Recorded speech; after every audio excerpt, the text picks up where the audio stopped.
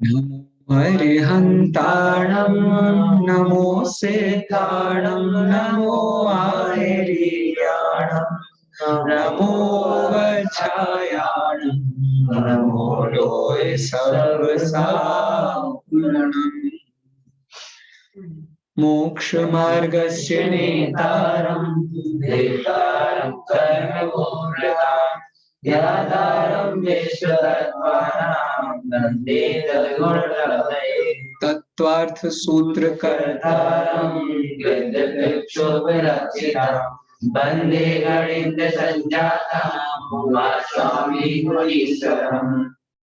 उमा स्वामी मुनीश्वर को वंदन करते हुए हम इस पाठ को अब गति देते हैं। पाठ का नाम है उपयोग। उपयोग शब्द की व्याख्या में कल हमारी चर्चा बहुत ही मार्मिक विषय पर हुई थी कि इस शब्द में दो शब्द छुपे हुए, दो पद हैं, एक उप और दूसरा योग। एक विद्यार्थी ने हमें बहुत अच्छे से ये वाली बात बताई थी कि उप और योग ये दोनों कौन से समास से जुड़े हैं? अव्ययी भाव समास से ये जुड़े हैं। बहुत अच्छी बात है। अब बताओ कौन से अव्ययी भाव समास?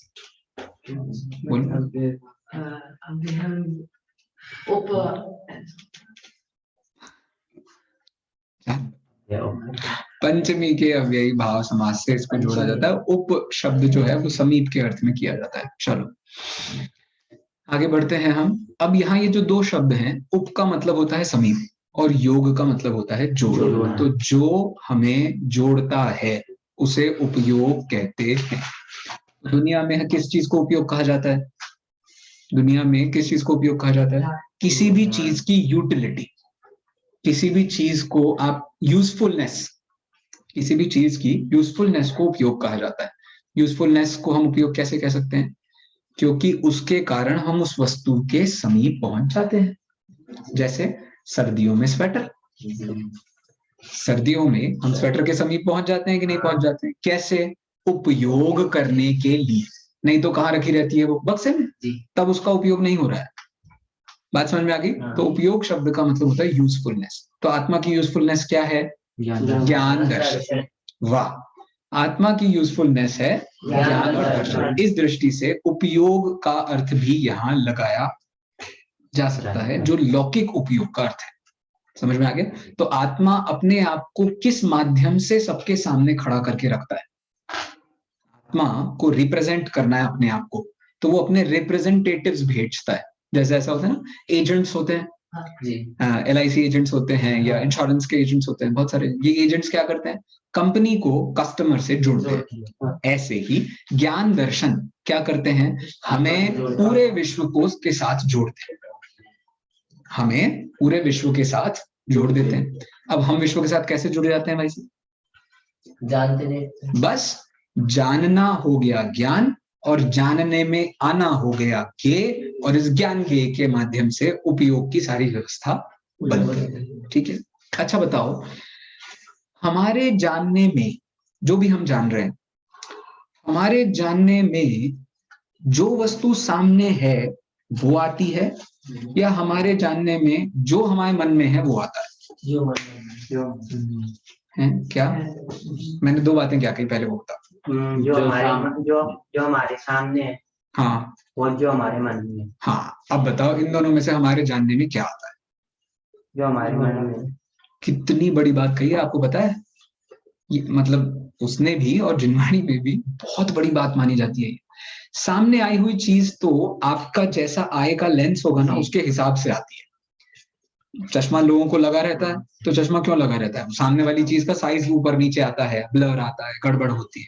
तो वास्तव में हम वो वस्तु को नहीं देखते, वास्तव में हम किसको देखते हैं?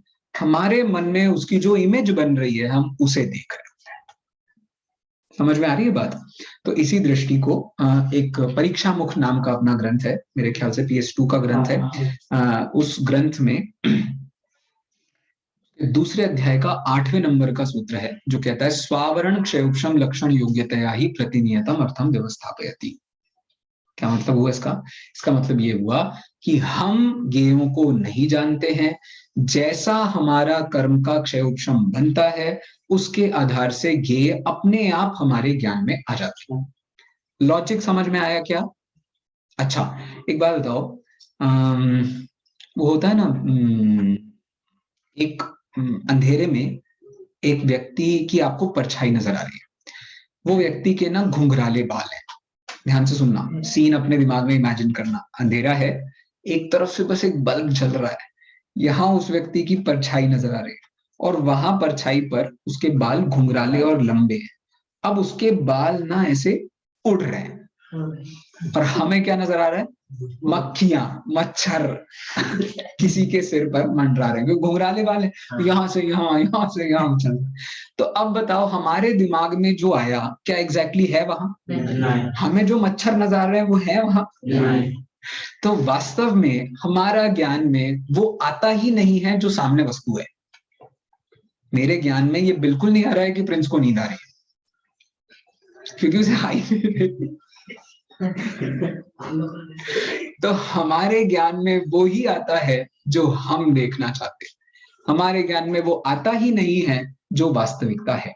लेकिन जब जो हमारे ज्ञान में आ रहा है और जो सामने वस्तु है, इसका कॉम्बिनेशन हो जाता है, तो इसे कहते हैं प्रमाण। लिख लो, ज्ञान, ज्ञानाकार, ज्ञान सिर्फ ज्ञान में जो आकार आया इज इक्वल टू ज्ञेयाकार। वस्तु का जो आकार है वो ही हमारे ज्ञान में आया, तभी ज्ञान को प्रमाण कहते हैं। अच्छा चलो, मैं डेफिनेशन बना करके बोल देता हूँ। जैसी वस्तु है वैसा ज्ञान होने पर ज्ञान को ही प्रमाण कहा जाता है। बोलने की जरूरत नहीं, लिख लेगा। जैसी वस्तु है वैसा जानने को प्रमाण कहते हैं, इतना ही लिख लो, बस बहुत है।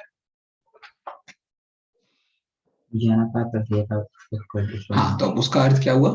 ज्ञानाकार, when मतलब जब, ज्ञानाकार इज इक्वल टू ज्ञेयाकार, देन ज्ञान इज इक्वल टू प्रमाण।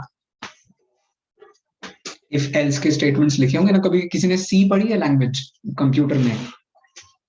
सी लैंग्वेज का नाम कभी? सब आया था कंप्यूटर में, लिखवा रहे थे तो उसमें सी आया था। हाँ आया होगा, अच्छी बात है। तो अब उसमें इफ एल्स के स्टेटमेंट्स बनते हैं, मतलब हम यदि और क्या दूसरा बनेगा, तभी। यदि ज्ञेयाकार इज इक्वल टू ज्ञानाकार, या यदि ज्ञानाकार इज इक्वल टू ज्ञेयाकार, तब ज्ञान इज इक्वल टू प्रमाण। समझ में आ गई? मतलब एक मैथमेटिकल स्टेटमेंट बन गया अपना। समझ में आई? नहीं आई? नहीं आई? पढ़ा है? सी लैंग्वेज पढ़ी है? प्रोग्रामिंग लैंग्वेज, हाँ बहुत बढ़िया, बहुत बढ़िया। तो उसमें इफ एल्स के स्टेटमेंट्स बना करके लूप बनाया जाता है, तो वो यही तरीके के स्टेटमेंट्स बनते हैं। चलिए, समझ में आ गई बात सबको? क्या नहीं समझ में आया? देखो, तुम्हारे ज्ञान में जो इमेजिनेशन में आ रहा है और एग्जैक्टली सामने वस्तु भी वैसी है, तो तुम्हारे ज्ञान को प्रमाण कहेंगे। बस इतना सा कह रहे हैं आप, बस खत्म। कहने में कभी कभी इसका फेर पड़ जाता है। चलिए, मैं यहाँ से शेयर कर देता हूँ पीपीटी। किताब में सब कुछ लिखा हुआ है, तो इसलिए उसकी चिंता की कोई बात नहीं है। ठीक है, देखिए, उपयोग किसे कहते हैं? तो उपयोग शब्द की सीधे सीधे आचार्य देव व्याख्या कर रहे हैं कि पहले तो उपयोग की व्याख्या बाद में करना, ये बताओ उपयोग है क्या, उसको हम समझें किसके माध्यम से? तो हम जीव के माध्यम से उपयोग को समझते हैं, क्योंकि जीव के लक्षण को उपयोग कहते हैं। ठीक है, आप में से बहुत सारे विद्यार्थी ऑलरेडी ये बात पढ़ के आए हैं। लक्षण किसे कहते हैं? जो अव्याप्ति, अतिव्याप्ति, असंभव नाम के दोषों से रहित होता है उसे लक्षण कहते हैं। उसे आप घटा करके कल लेकर आना। उपयोग के साथ अव्याप्ति, अतिव्याप्ति, असंभव, इन तीनों दोषों को घटा करके लाना कि ये दोष इसमें नहीं है, इसलिए ये जीव का लक्षण है। समझ में आई बात? कोशिश करना, किया ही होगा आपने पहले भी, मुझे विश्वास है। चलिए, उपयोगो लक्षण मतलब जीव का लक्षण कौन है? लक्षण शब्द को साधारण हिंदी में क्या कहते हैं? पहचान, जी गुण भी कह सकते हैं। अभी फिलहाल पहचान वर्ड ज्यादा क्लोज हो गया अपने को, मतलब गुण वर्ड भी पता नहीं है, पहचान वर्ड ज्यादा अच्छा है जिससे हम पहचान जाए। जैसे गुरुदेव श्री के प्रवचन में जो बच्चा सबसे ज्यादा मुस्कुराए उसका नाम क्या है, डैश। समझ में आ गई बात? तो आप इसको कहते हैं लक्षण, इससे हम उसकी पहचान कर लेते हैं फटाफट, जिसकी हम झटपट पहचान कर ले। जैसे ज्ञानोदय में 20 दिन के लिए बवंडर मचाने आए व्यक्ति का नाम क्या है, तो आप नाम भर दो। जिससे लक्ष्य की प्राप्ति हो। वो 20 दिन के लिए नहीं आया है, वो 20 से कई सारे दिनों के लिए आया है। अच्छा, इससे पहले 20 दिन के लिए आए थे, सही बात। तो अब समझ में आ गया आपको पहचान किसे कहते हैं। तो जिससे हम किसी भी चीज की पहचान करते हैं, जैसे फोनों की पहचान किससे होती है? जैसे कुछ बच्चों के लिए उसकी पहचान गेम से होती है, कुछ बच्चों के लिए, कुछ माता पिताओं के लिए या दादा दादियों के लिए उसकी पहचान फोन से होती है। समझ में आ रहा है? तो पहचान का लक्षण किसी का कुछ भी हो सकता है, लेकिन उससे हम किसी भी चीज को पहचान सकते हैं। ठीक है, सबको बात में क्या? हाँ, कोई किसी कोई इंटरनेट से उसकी पहचान करता है, कोई बुक से उसकी पहचान करता है, मतलब सबके पास अपना स्टाइल होगा उसको पहचानने का। बस हैं, विशेषताएं नहीं कह सकते, क्योंकि विशेषताएं बहुत प्रकार की होती हैं। वैसे मैं तो कह सकता हूँ, तुम्हारा पता है, क्योंकि लक्षण में आत्मभूत अनात्मभूत को भी लक्षण कहा जाता है। उस दृष्टि से सारी विशेषताएं जितनी भी हैं वो सब भी लक्षण की परिभाषा में चली जाएंगी। बस अब ये कहेंगे हम, कुछ टेम्परेरी विशेषताएं होती हैं, कुछ परमानेंट विशेषताएं। तो जीव की ये जो उपयोग नाम की विशेषता है वो कैसी विशेषता है? परमानेंट। सिद्ध अवस्था में जाएंगे तो मिलेगी कि नहीं मिलेगी? विग्रह गति में जाएंगे तो मिलेगी कि नहीं मिलेगी? नरक में जाएंगे तो मिलेगी कि नहीं मिलेगी? सर्वत्र आपको जो मिल जाए उसका नाम उपयोग है। ठीक है, क्लियर हो गया सबको? 100%। चलो और चलते हैं, भागते हैं। अब क्या है, अब फिर ये उपयोग जो होता है इसका प्रयोग कैसे होता है? उपयोग का प्रयोग कैसे होता है, तो उसी को उसके भेद कहते हैं। तो उसके भेद कौन कौन से हैं? दर्शन और दर्शनोपयोग। तो ये सरल शब्द हैं, लेकिन थोड़ा सा इनका अर्थ समझना क्रिटिकल हो जाता है। तो जिनवाणी में आपने सुना होगा दर्शन वर्ड दो जगह जनरली यूज होता है। एक तो हमने सुना है सम्यक दर्शन ज्ञान चारित्राणि मोक्ष मार्ग। अरे सुना है कि नहीं सुना? अरे हाँ जी की ना, थैंक यू। तो वहां दर्शन वर्ड का मतलब जरा सा अलग होता है, और यहाँ भी हम दर्शनोपयोग ज्ञानोपयोग कह रहे हैं, तो यहाँ दर्शन वर्ड का मतलब थोड़ा सा अलग है। क्यों है, क्यों कर रहे हैं ये नाइंसाफी? क्योंकि दर्शन, क्योंकि बहुत अच्छा उत्तर है। अच्छा, कोई दे दे इसका उत्तर, चलो बोलो। नहीं, प्रश्न ये है कि एक ही शब्द दो अलग अलग चीजों के लिए प्रयोग क्यों किया? दो अलग अलग बातों को बताने के लिए एक ही शब्द का प्रयोग क्यों किया? ये तो नाइंसाफी नहीं है?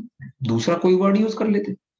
बोलो। ये वाला दर्शन है वो जीव के साथ हमेशा रहता है। अच्छा, वो नहीं रहता? नहीं, वो श्रद्धा गुण आत्मा के साथ हमेशा नहीं रहता? नहीं, क्या कहना क्या चाह रहे हो? मतलब वो प्रकट होता है, और ये तो अनादिकाल से है ना, बल्कि अच्छा, आप शायद वही कहना चाह रहे थे, श्रद्धा गुण अनादिकाल से प्रकट नहीं है, मतलब मिथ्या रूप में काम कर रहा है, लेकिन प्रकट हमेशा है। लेकिन प्रकट है ना। तो ऐसे ही दर्शन ये भी अनादिकाल से है और प्रकट ही है। ये तो ज्यादा प्रकट है, बल्कि क्योंकि इसका क्षयोक्षम भाव चल रहा है, उसका तो मिथ्या भाव चल रहा है। बोलिए सर। जो उपयोग है, जो दर्शन है, तो इसमें जो दर्शन उपयोग है उसका स्वयं का लक्षण है, यानी स्वयं की पहचान है। तो समय दर्शन है, तो समय दर्शन है किसी वस्तु का सच्ची पहचान कराने से, पहचान है वो पहचान कराने वाला। ऑनलाइन हमारे साथ जुड़े जितने लोग हैं, मैं उनसे निवेदन कर रहा हूँ, कोई ये उत्तर देना चाहता है कि हमने दो अलग वर्ड्स क्यों नहीं बनाए, एक ही वर्ड क्यों है दर्शन दो अलग अलग चीजों के लिए? Somebody would like to answer? हाँ बोलिए प्रतीक्षा जी। सर मैं ऐसा बोल रही थी, जैसे अपन के जाने में मतलब दर्शन को जैसे श्रद्धान के रूप में भी यूज होता है सम्यक दर्शन में, और दर्शन मतलब देखना, जब अपन दर्शन कर्म की बात करते हैं। लेकिन एक पर्सपेक्टिव से अपन ऐसा भी बोल सकते हैं कि इंटरकनेक्टेड है। लाइक दर्शन का मतलब आभास भी होता है ना, जैसे आभास किसी चीज को जानना, ये मैं दर्शनावरण की अपेक्षा से बता रही हूँ। और उसी चीज को बोले तो मतलब सम्यक दर्शन तो अपनी आत्मा का ही आभास करना ना, जानना, तो वो इंटरकनेक्ट हो जाएगा ना ऐसे। ये तो आपने सॉल्यूशन बताया, मैं तो दूसरी प्रॉब्लम पूछ रहा हूँ। प्रॉब्लम ये है कि एक ही वर्ड दो भावों के लिए क्यों यूज किया, आपने तो एक्सप्लेन कर दिया, मैं तो ये पूछ रहा हूँ ऐसा करते ही क्यों है। Anyone else? सौरभ भैया? नहीं। अरे निकिता दीदी, ऐसे कैसे नहीं नहीं बोल देते हो आप लोग यार, बिल्कुल दिल में दिल नहीं है आप लोग हैं। कुछ इनका धातु से रिलेशन है क्या, दृश धातु से कुछ? वेरी गुड दीदी, वेरी क्लोज। देखिए इसका सबसे पहला उत्तर ये है, भाव असंख्यात होते हैं, शब्द संख्यात होते हैं। लिख लो, भाव असंख्यात होते हैं, शब्द संख्यात होते हैं। तो एक ही शब्द अनेक अर्थों में इसलिए प्रयोग होता है क्योंकि शब्द बहुत सीमित है। अब शब्द सीमित होंगे तो ऑटोमेटिकली आप इतने सारे, अब आप वैसे ही सोच करके देखो, आपके दिमाग में कितने थॉट्स आ रहे हैं। अभी एक क्लास चलती है, सर दर्द हो जाता है, होता है नहीं होता है? सबका होता है, जितना मतलब मेरा तो डबल हो रहा होता है, ये भी चल रहा है, ये भी चल रहा है तो बड़ा सर दर्द हो रहा है। क्यों हो रहा है ये? क्योंकि हमारा दिमाग जो है ना वो बहुत स्पीड से प्रोसेस कर रहा है, बहुत स्पीड से प्रोसेस कर रहा है, लेकिन वर्ड्स बहुत स्लोली निकल रहे हैं। तो शब्द हमेशा सीमित होते हैं, विचार असीम होते हैं। अब उन असीम विचारों को जब आपको शब्द देने पड़ेंगे तो ये तो होगा कि एक कौन सा शब्द है वो, विधि शब्द के 76 अर्थ निकलेंगे समझ आ रही है आपको बात? तो ऐसा है 76, 76 को 76 कहते हैं ना। तो कहने का इतना मतलब है कि एक शब्द के इतने सारे अर्थ क्यों होते हैं, क्योंकि अर्थ या भाव बहुत सारे हैं, शब्द बहुत सीमित हैं। इसका एक उदाहरण जिनवाणी में दिया हुआ है। कौन सा उदाहरण दिया है? जम्बू द्वीप लवणोदादय शुभ नामानो द्वीप समुद्राः, तत्वार सूत्र का ये सूत्र है। उसमें क्या कहा है? उसमें ये कहा है द्वीप समुद्र कितने होते हैं? असंख्यात। लेकिन नाम कितने होते हैं? संख्यात। क्योंकि हमें तो सिर्फ शुभ शुभ नाम ही चाहिए, वैसे तो नाम भी संख्यात ही होते हैं, और उनमें से भी हमें शुभ चाहिए। तो अब कितने जम्बू द्वीप हैं बताओ, इस पूरे मध्य लोक में कितने जम्बू द्वीप हैं? असंख्यात। कैसे? हमने जम्बू द्वीप से चालू किया। जम्बू द्वीप, लवण समुद्र, धातकी खंड, कालोदधी, पुष्करवर समुद्र, चलते चले गए हम। ठीक है, यहाँ से चलते चले गए हम कहाँ जाके रुक गए? स्वयंभू रमण पे रुक गए। ठीक है, ये एक बार के संख्यात खत्म हुए। अब इसके बाद दोबारा से असंख्यात है ना द्वीप समुद्र, तो फिर से जम्बू द्वीप आता है, फिर से लवण समुद्र आता है, फिर से यही नाम फिर से आते हैं। कितने बार आएंगे ये? असंख्यात बार। पहले समुद्र, पहले के बाद में लवण समुद्र, नहीं वो आपने जो लास्ट नाम बताया स्वयंभू रमण समुद्र, वो कहाँ है? सबसे अंतिम जो समुद्र है उसका नाम स्वयंभू रमण। जो हम जम्बू द्वीप के संख्यात मतलब जो है बीच में, हाँ, उनके लास्ट और फिर दूसरा चालू हो जाएगा तो उसके लास्ट। तो इसीलिए जैसे जम्बू द्वीप असंख्यात हैं, वैसे स्वयंभू रमण भी असंख्यात है। तो मतलब सभी असंख्यात हैं क्योंकि शब्द बहुत सीमित हैं। ख्याल में आ गई सबको बात? 100%। चलिए, तो इसीलिए जिनवाणी में दर्शन वर्ड कई अर्थों में प्रयोग हुआ है। ये सिर्फ दो ही अर्थों में प्रयोग नहीं है, मैं और भी जगह आपको दिखा सकता हूं जहां दर्शन शब्द और भी अर्थों में प्रयोग हुआ। अभी फिलहाल तो दो है, फिलहाल दो है। दो के अर्थ क्या है? एक, दर्शन का मतलब होता है देखना। दूसरा जो तत्वार्थ सूत्र में दर्शन शब्द है उसका मतलब होता है विश्वास करना, श्रद्धा करना, प्रतीति करना। दर्शन के इतने सारे मतलब, बहुत अर्थ होते हैं। ठीक है, चलो, तो एक दर्शन का अर्थ परखना भी होता है। तो आप जैसे समय सार में जब इस प्रकरण को देखेंगे ना, ये ज्ञान बंध अधिकार का प्रकरण है, वहां जब 4-5 बार दर्शन वर्ड का यूज किया है, लेकिन वहां अर्थ इन दोनों में से कोई भी नहीं है। वहां परखने अर्थ में दर्शन को प्रयोग किया है। नहीं, जमीन आसमान का अंतर है, जमीन आसमान का अंतर है। क्यों? जैसे मैं अभी इसे देख रहा था, मैंने एक पदार्थ पकड़ लिया, मैं उस पदार्थ को देख रहा हूं। तो अब इस देखने को देखना नहीं कहते हैं, इसे जानना कहते हैं। क्योंकि अब मेरे हाथ में आ गया, मेरे दिमाग में आ गया, मुझे समझ में आने लगा। जैसे ही मैंने इसे छोड़ा और मैं शैलेंद्र को देख रहा हूँ, शैलेंद्र ही नाम है ना? मैंने शैलेंद्र को देखा। अब शैलेंद्र को देखा मैंने, शैलेंद्र को देखने से इसको देखने के बीच में जो मैंने देखा ना, यहां से यहां तक गया, उसको दर्शनोपयोग कहते हैं भाई साहब। तो ये दर्शनोपयोग बहुत क्विकली होता है, इसमें कोई परखना वरखना तो बहुत दूर की बात है।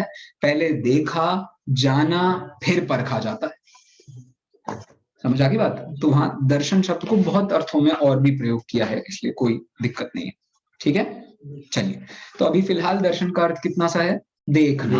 और देखना मतलब बस गुजर जाना, बहुत ही स्पीड में आपके सामने से कोई चीज चली जाए। तो अब वास्तव में जब तक आप ये आइडेंटिफाई करते हो ना कि आप जो चीज को जान रहे हो वो कौन सी चीज है, क्या बोला? जब तक आप ये आइडेंटिफाई करते हो, पहचान करते हो कि आप कौन सी चीज को जान रहे हो, तब तक तो वो ज्ञानोपयोग में पहुंच गई है। उससे पहले जो हो रहा था उसको दर्शनोपयोग कहते हैं। तो इसीलिए जिनवाणी में इसकी परिभाषा कैसी बनाई गई है? सामान्य प्रतिभास को दर्शनोपयोग और विशेष प्रतिभास को ज्ञानोपयोग। ठीक है, ज्ञानोपयोग जब भी चालू होता है तो उसकी सबसे पहली स्टेप का नाम क्या है? नहीं, वो तो पहले हो गई ना बेटा। अरे क्या कह रहे तुम? मैं कह रहा हूं ज्ञानोपयोग की प्रोसेस जब स्टार्ट होती है तो सबसे पहले क्या होता है? ऑनलाइन कोई बताएगा? आता हूं। जब भी ज्ञानोपयोग की प्रोसेस चालू होती है तो सबसे पहले आपको जो भी चीज का ज्ञान हो रहा है उस आभास को, उस प्रतिभास को क्या कहते हैं? दर्शनोपयोग कहते हैं। दर्शनोपयोग तो हो चुका, मैं कह रहा हूं ज्ञानोपयोग की स्टार्टिंग में सबसे पहले जो होगा उसे क्या कहेंगे? मति ज्ञान। मति ज्ञान में जो 4 भेद हैं उसके पहले भेद का नाम क्या है? अवग्रह। अवग्रह। अवग्रह, ईहा, अवाय, धारणा। तो आपको सबसे पहले कुछ होगा दर्शनोपयोग के जस्ट बाद, ज्ञानोपयोग की लिस्ट में सबसे पहले जो होगा उसका नाम है अवग्रह। अवग्रह होने के बाद हमें थोड़ी जिज्ञासा होती है तो उसे ईहा, जब हमें वस्तु पकड़ में आ जाती है तो उसे, और वो वस्तु हमें सदा के लिए हमारी बुद्धि में बैठ जाती है। समझ में आ रही बात? तो किसी भी चीज को जानने की एक प्रोसेस है। प्रोसेस कहाँ से स्टार्ट होती है? पहले आप जिसे जान रहे थे वहां से अपनी दृष्टि हटाइए, और जैसे ही आप दूसरी वस्तु पर अपनी दृष्टि ला रहे हैं उससे पहले के बीच का जो टाइम है उसे क्या कहते हैं? दर्शनोपयोग। ठीक है, एक गेय से दूसरे गेय के जानने के बीच का जो अंतराल है उसे दर्शनोपयोग कहते हैं। जैसे ही आप किसी वस्तु के पास पहुंच गए हैं तो आपको ये इच्छा हुई है, ये क्या है? What is this? तो इसको हम कहते हैं अवग्रह।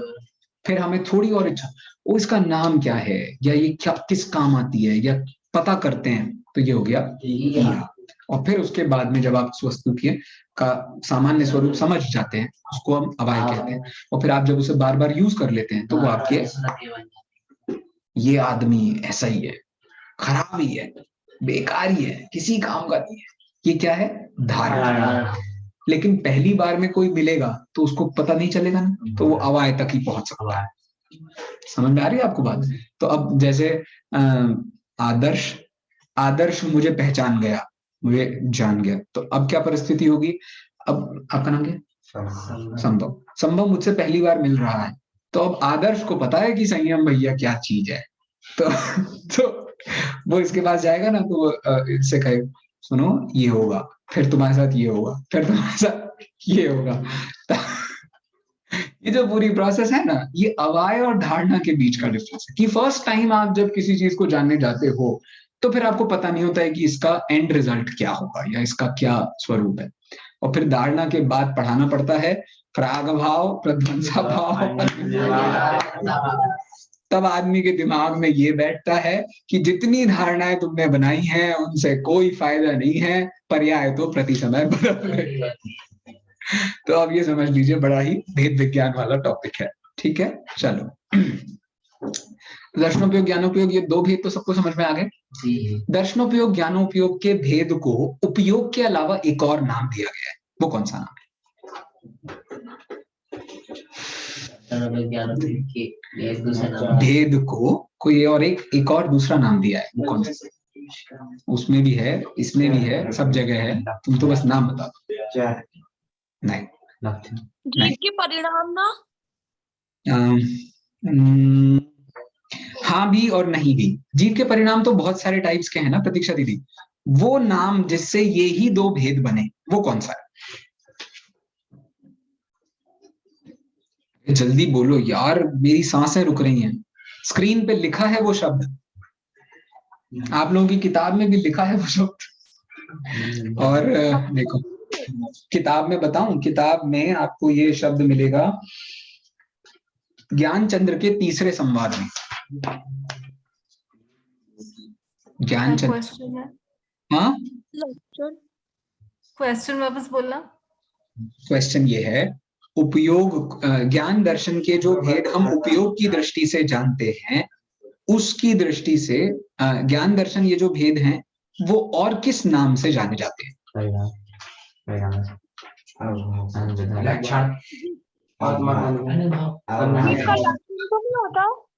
क्या प्रतीक्षा दीदी?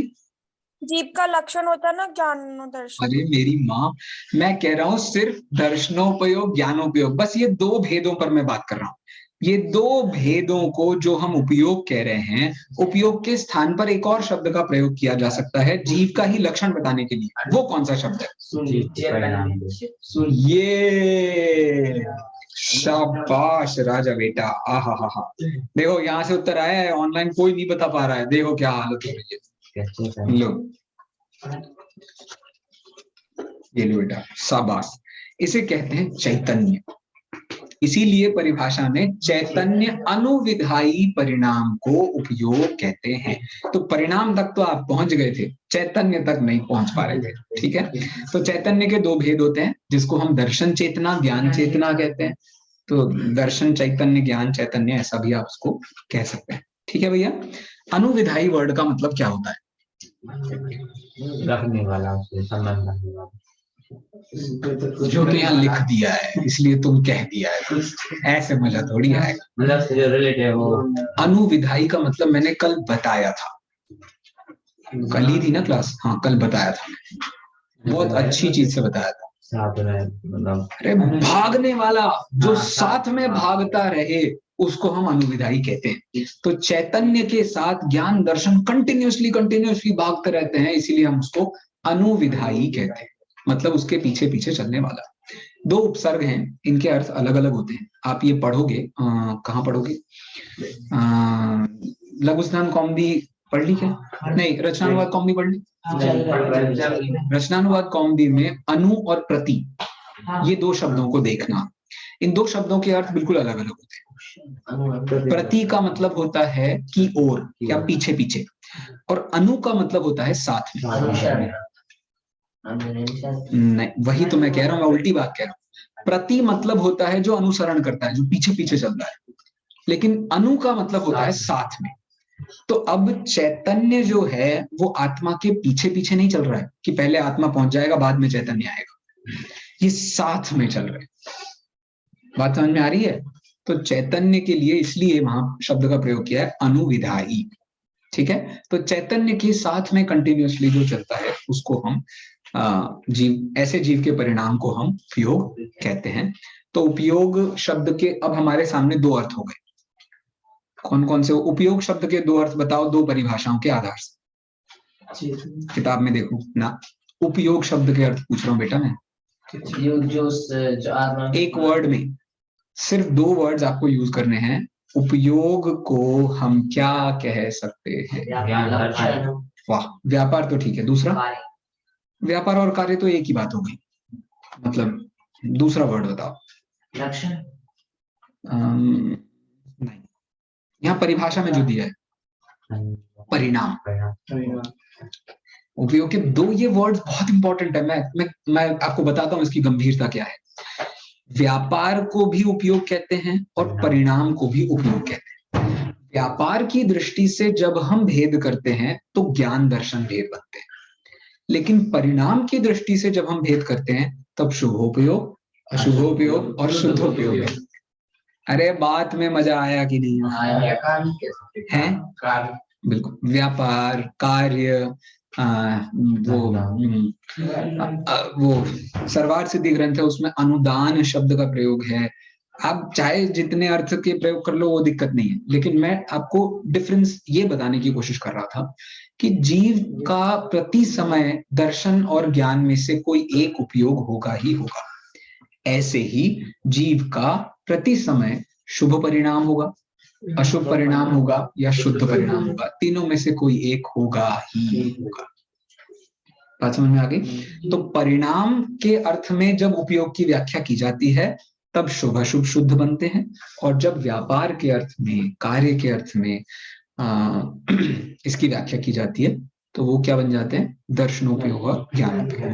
समझ आ गई बात? 100%? यस। भागे? चल अब अंतिम बात ले लेते हैं, मैं थक गया हूं। उपयोग को जीव का जो लक्षण बताया जाता है उसमें 3 दृष्टिकोण यहाँ पर बताए गए। सबसे पहला दृष्टिकोण, ये जीव का ज्ञान दर्शन उपयोग सभी जीवों में पाया जाता है। एक खास ऐसे जीव का नाम बता दो जिसमें ज्ञान दर्शन उपयोग ना हो। कैसे? अरे कैसी बात कर रहे हो? एक इंद्रिय के पास में क्या जानना होता है? वो उसके पास आंखें हैं क्या पेड़ों के पास जो सब देख रही हैं?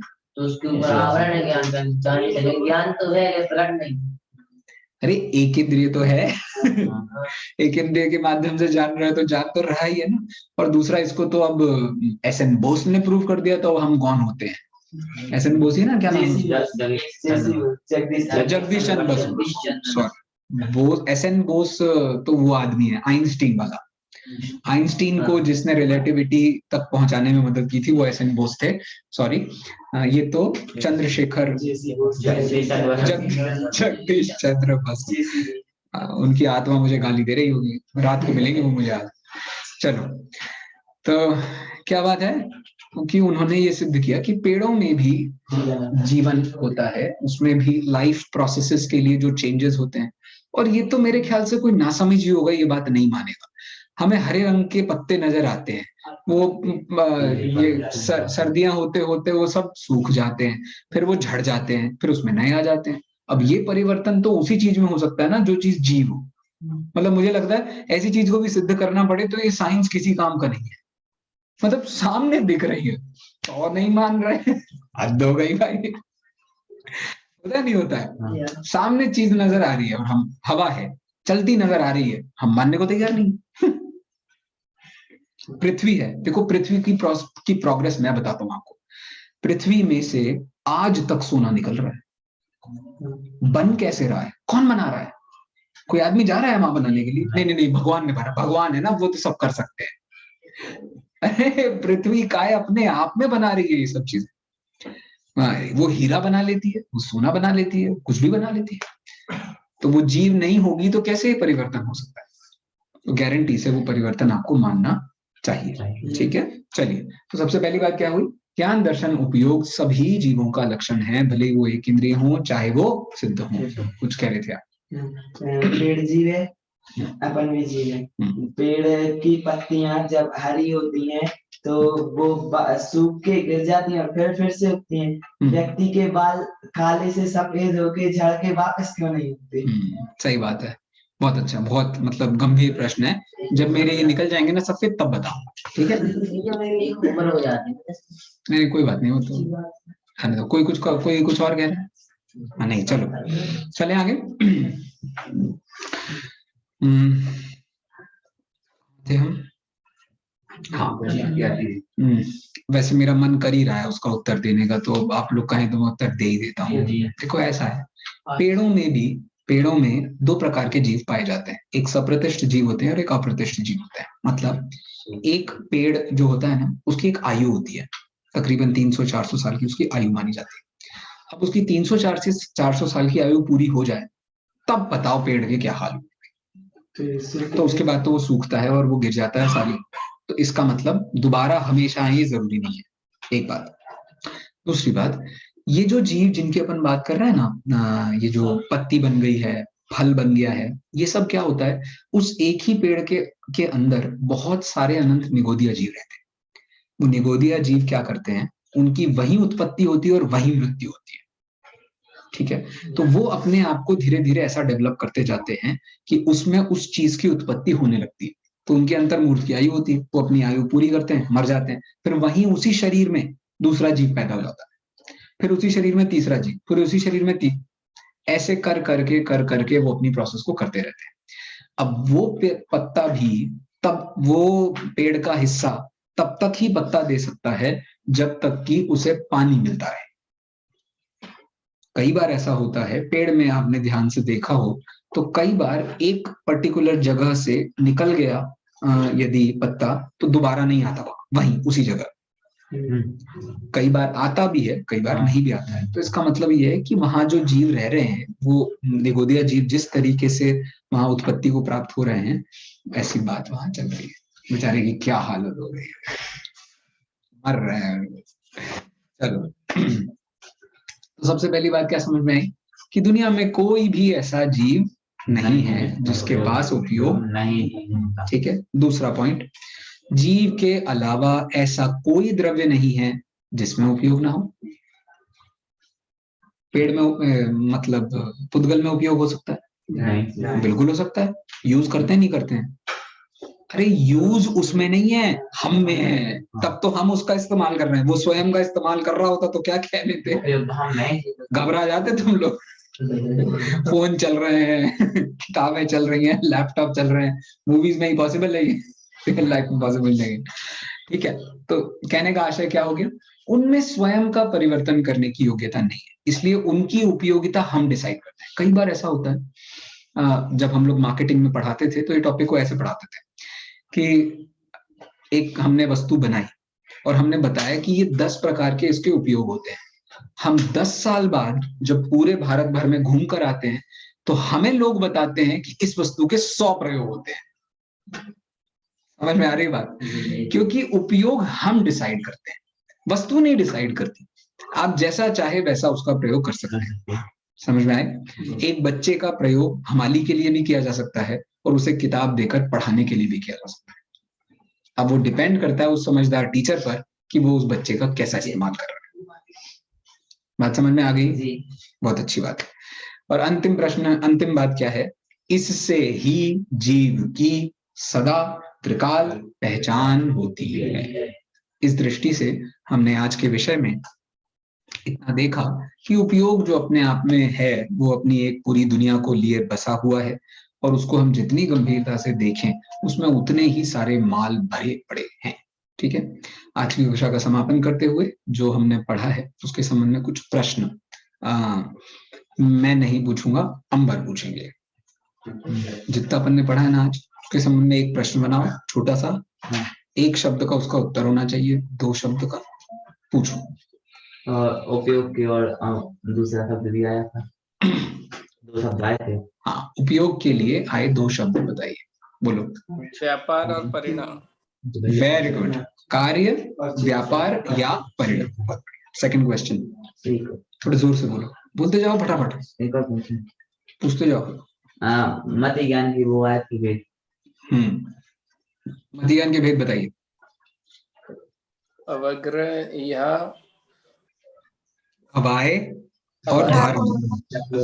अवग्र, इहा, अवाय, अवाय और धारण, 4 भेद होते हैं और ये प्रोग्रेसिवली बढ़ते चले जाते हैं, ठीक है। अगला बोलो।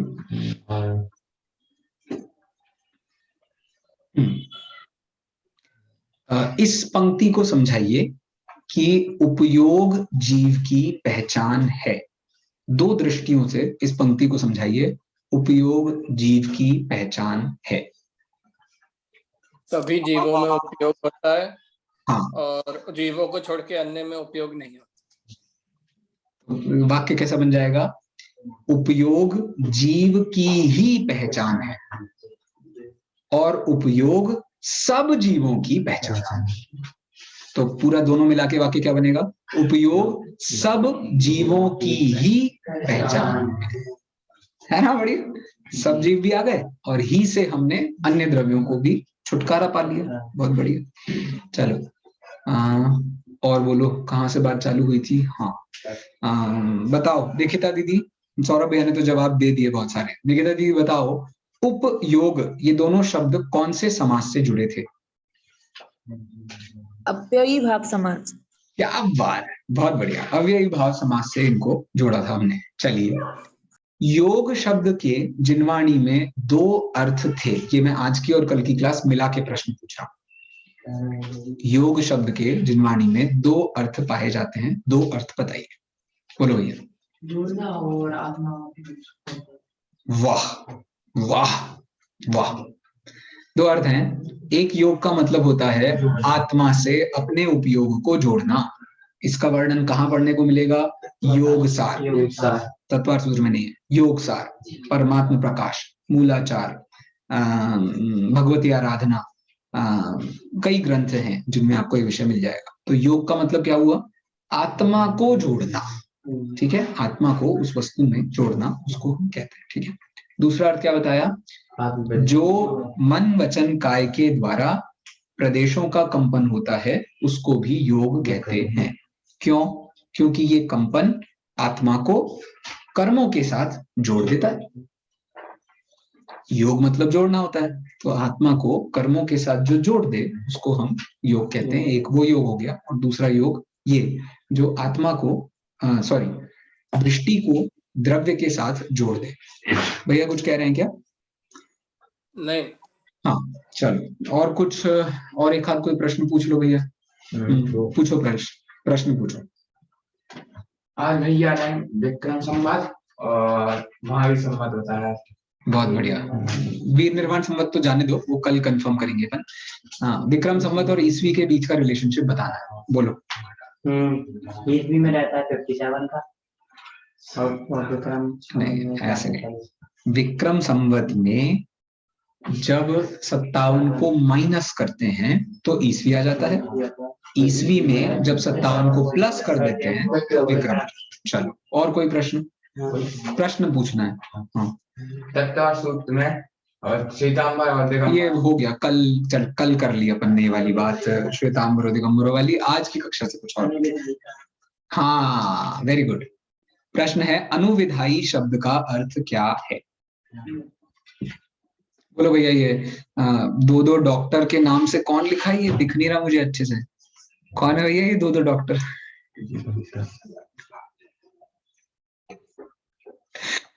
दे रहा है क्या कोई जवाब भैया? यहाँ से सोनगढ़ से कोई जवाब दे रहा है क्या? जो साथ में चलता है वो अनुविधायी, वाह, और जो पीछे पीछे चलता है वो प्रतिजी। बहुत सुंदर। तो प्रति उपसर्ग को हम अनुसरण करना। बहुत बहुत बहुत धन्यवाद माता जी आप। तो अनु का मतलब होता है साथ, और प्रति का मतलब होता है की ओर।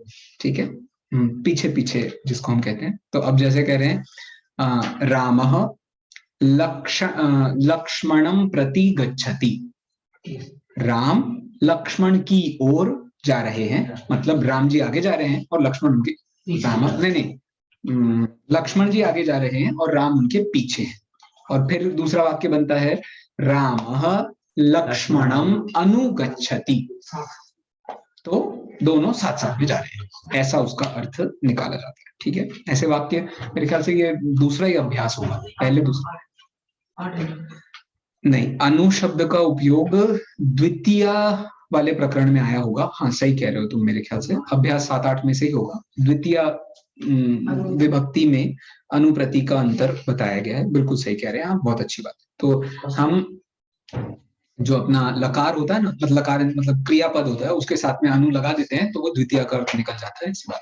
चलो, क्या प्रश्न? प्रमाण किसे कहते हैं? प्रमाण। वाह वाह, ये तो मेरा फेवरेट प्रश्न पूछा है। बताओ भैया, कौन बता रहा है? ऑनलाइन कोई बता रहा है? ज्ञानाकार इज इक्वल टू ज्ञेयाकार, अर्थात ज्ञान में वस्तुओं का आना ही प्रमाण है। एक बार फिर से प्रतीक्षा जी। आपने वो बताया था ना कि ज्ञानाकार इज इक्वल टू में ज्ञेयाकार, लाइक ज्ञान में वस्तुओं का आना ही प्रमाण है। ज्ञान में वस्तुओं का आना नहीं, जैसी वस्तु है वैसा ज्ञान। हाँ निकिता दीदी बोलो। जैसी वस्तु हो वैसा ज्ञान होने पर उस ज्ञान को ही प्रमाण कहा जाता है। वेरी गुड, वेरी गुड, ठीक है। हाँ बोलो। नहीं चलो बोल लो। भाव और शब्द में अंतर आया था, मतलब भाव कितने हैं। अच्छा तुम प्रश्न पूछ रहे हो, मुझे लगा तुम उत्तर दे रहे हो। हाँ बोलो उत्तर। जैसी वस्तु है वैसा ज्ञान होने को। बस जैसी वस्तु है वैसा आपका ज्ञान हो जाए तो उसको हम प्रमाण कहते हैं। प्रश्न बोल रहे थे आप। भाव और शब्द में अंतर आया। Very good, very good, very good. भाव और शब्द के बीच का रिश्ता क्या होता है तो वो बताना है। बोलो। भाव संख्यात होते हैं और शब्द संख्यात होते हैं। बहुत बढ़िया। तो इसीलिए शब्दों की हमेशा स्कैरसिटी रहती है, हमेशा उनकी कमी रहती है। चलिए इस प्रकार हमने आज की कक्षा को